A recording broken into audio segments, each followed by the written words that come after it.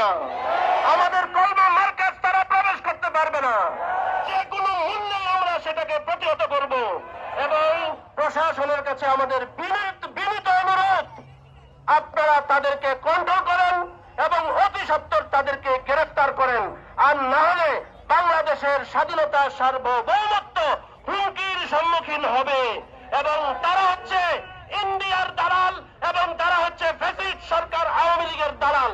অতএব তাদেরকে অতি সত্বর গ্রেফতার করুন। সংগ্রামী তাওহীদি জনগণ, আবারও আপনাদেরকে শুকরিয়া জ্ঞাপন করছি ধৈর্য ধারণের জন্য। যারাই আসতেছেন মেহরবানি করে এমন ভাবে আমরা দাঁড়াবো যেন যাতায়াতের রাস্তার মধ্যে কোনো ধরনের সমস্যা তৈরি না হয়। এ পর্যায়ে আমাদের সম্মুখে বিশিষ্ট দাওয়াতে তাবলীগের মেহনতের সাথী জনাব মাহবুবুর রহমান ভাইকে সর্বোচ্চ 1 মিনিটের মধ্যে বক্তব্য পেশ করার জন্য অনুরোধ করছি। আসসালামু আলাইকুম ওয়া রাহমাতুল্লাহ।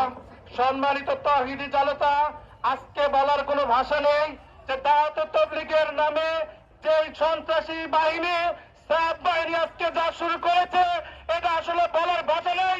রাতের অন্ধকারে আমাদের ভাইদেরকে, আমাদের ছাত্রদেরকে যেভাবে নৃশংসভাবে হত্যা করেছে, এই জিয়া বিন কাসেম যে সন্ত্রাসী ভাবে তার বাহিনী, তার সন্ত্রাসী বাহিনীদেরকে নিয়ে যেভাবে আক্রমণ করেছে, এটার সঠিক বিচার না হওয়া পর্যন্ত আমাদের আন্দোলন চলবেই চলবে, চলবেই চলবে, চলবেই চলবে।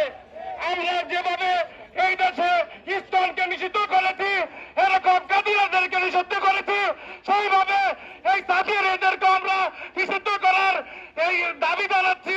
সম্মানিত প্রধান উপদেষ্টার কাছে এই সাথীদেরকে নিষিদ্ধ ঘোষণা করার দাবি জানাচ্ছি। আমরা তাদের কোন কার্যক্রম আর বাংলাদেশে করতে দেব না, ইনশাল্লাহ দেব না, দেব না, দেব না। এবং জিয়া বিন কাসেম এবং মুফতি আজিমউদ্দিন এবং উসামা এবং নাসিম এবং যারা আছে ওসিফ বাহিনী, তাদের এই সমস্ত বাহিনীকে আইনের আওতার ভিতরে এনে তাদেরকে বিচার করতে হবে। তারপরে তাদের বিচারের পর তারপরে সমস্ত শাস্তি দেওয়ার পরে যারা সর্বোচ্চ শাস্তি দেওয়ার পরে যারা সাধারণ সাথী আছে, তারা যদি আমাদের সাথে জুড়ে মেলে কাজ করেন, তাদেরকে আমরা ওয়েলকাম জানাই। তারা আমাদের সাথে দাওয়াতে তাবলীগের কাজ করবেন, করবেন, করবেন, কোনো সমস্যা নাই। সংগ্রামী তাওহীদি জনতা, বিচার তো হতেই হবে। তওবার রাস্তাও খোলা আছে। ভাই যেমনটি বলেছে, তওবায়ে নাসু করে কোরআনে কারীম হাতে নিয়ে কসম করে যদি সমস্ত সাথীরা ফিরে আসে, তাহলে হকপন্থীদের দ্বার উন্মুক্ত, ঠিক কিনা বলেন?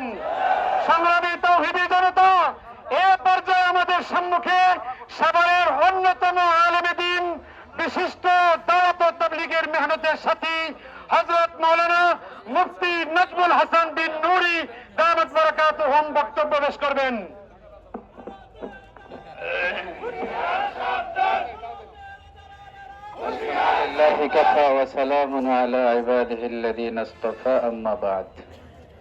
আজকে আমরা এখানে একত্রিত হয়েছি, আমরা আমাদের মুরব্বীদের বক্তব্য শুনব।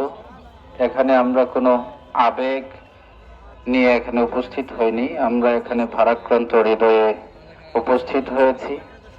আমরা আমাদের জীবনে ফ্যাসিস্ট আমল দেখেছি, আমরা অনেক জুলুম নির্যাতনের সময় দেখেছি, কিন্তু এত নিকৃষ্ট আচরণ আমরা কিন্তু বিগত কোনো সময়ে দেখিনি।